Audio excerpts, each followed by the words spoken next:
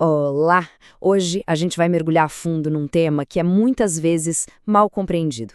Vamos olhar para a experiência esquizoide de um jeito completamente novo, sabe? Guiados pelo trabalho incrível do psicólogo Edson Bueno. A ideia aqui não é falar de um defeito, mas sim de uma adaptação. Uma adaptação super compreensível e, no fundo, muito humana. Olha só essa frase. A solidão que outros temem é o ar que respiro. É forte, né? E o que torna isso tudo ainda mais poderoso é saber de onde vem. O Edson Bueno não é só um psicólogo falando de um assunto, não. Ele escreve a partir da própria pele, da própria vivência com o transtorno de personalidade esquizoide. É um olhar de dentro para fora, e isso muda tudo. Então, o que será que está por trás disso? Já parou para pensar por que algumas pessoas vivem o mundo como se tivesse um vidro separando elas de todo o resto? Elas encontram um porto seguro justamente naquilo que para a maioria seria um isolamento terrível. É um mistério, né? Vamos tentar desvendar? Sabe, a visão mais tradicional, a clínica mesmo, muitas vezes olha para essa experiência e só vê o que falta. Usa palavras pesadas como déficits, ausências, incapacidades. Fala de uma suposta falta de desejo por intimidade ou dificuldade em sentir prazer. Mas essa visão, que vem de fora, quase nunca consegue enxergar a riqueza, a lógica que existe lá dentro, no mundo interior da pessoa.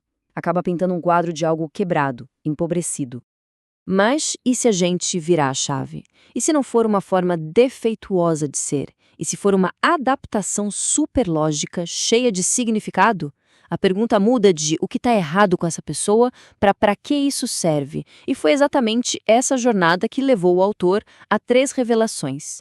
Revelações que mudam completamente o jogo. Vamos ver cada uma delas. Ok. A primeira grande sacada vem da neurobiologia. E olha que interessante. A resposta não começa na mente, nem nas emoções. Começa no corpo, na programação mais básica do nosso sistema nervoso para sobreviver. O conceito-chave aqui é o tal do desligamento vagal dorsal. Parece complicado, né? Mas vamos simplificar. Pensa nisso como o sistema de emergência mais primitivo do nosso corpo. É o último recurso. Quando o perigo é tão grande, tão avassalador que lutar ou fugir nem são opções viáveis, o que o corpo faz para proteger a gente, ele simplesmente desliga.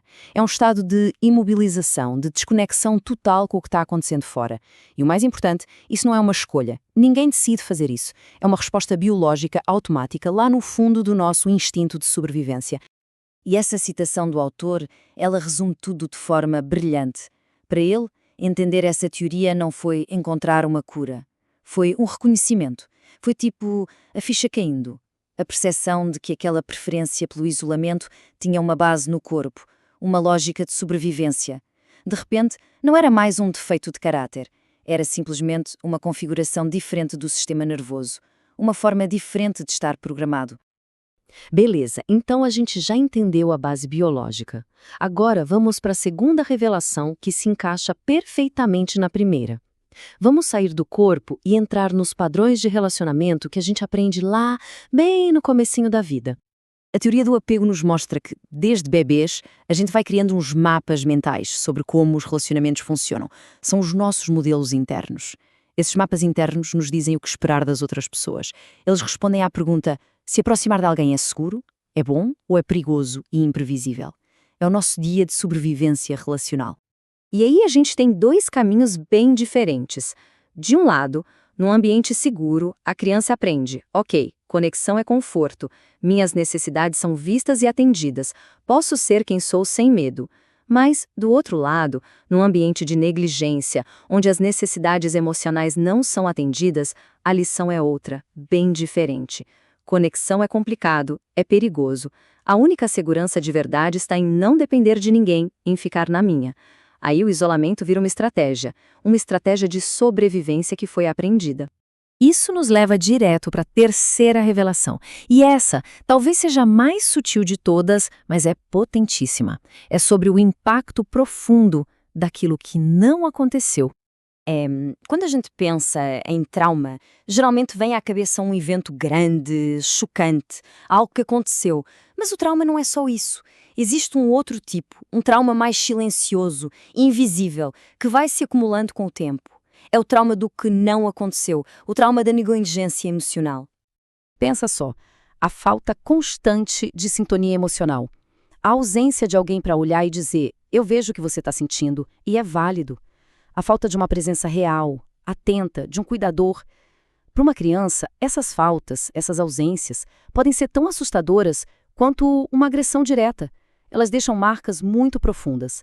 A criança aprende que o seu mundo interior não importa, ou que é até perigoso. E aí, qual o lugar mais seguro que sobra? Dentro de si mesma, bem longe de todo mundo. Certo? Agora chegou a hora de juntar todas as peças desse quebra-cabeça. Como é que essas três lentes, a da biologia, a dos relacionamentos e a do trauma, se conectam para formar uma imagem completa e, acima de tudo, compassiva?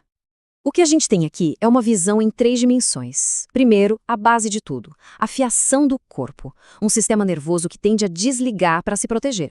Segundo, por cima disso vem o mapa relacional, as experiências da infância que gritaram ficar sozinho é mais seguro.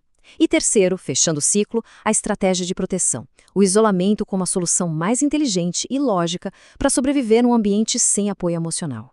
Juntando tudo isso, a gente não vê uma pessoa com defeito, a gente vê uma pessoa que se adaptou de uma forma brilhante a um cenário muito, muito difícil. E é aqui que está o ponto mais importante de toda essa nova abordagem. O objetivo nunca é forçar alguém a ser extrovertido, a deixar de gostar da própria companhia. Não se trata de curar a solidão. A questão é entender para que ela serve. E a partir desse entendimento, quem sabe expandir as opções, abrir a porta para a possibilidade de uma conexão segura, mas nos termos da própria pessoa.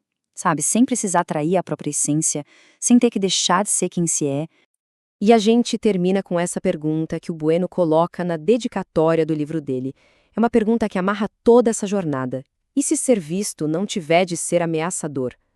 Pensa bem, para quem passou a vida inteira aprendendo que ser visto é perigoso, que se conectar com alguém é cansativo e arriscado, a simples ideia de que ser visto pode ser seguro é algo absolutamente revolucionário. E talvez seja justamente essa a porta de entrada para um mundo novo. Um mundo onde se conectar não é uma obrigação, mas sim uma nova e, quem sabe, esperançosa possibilidade.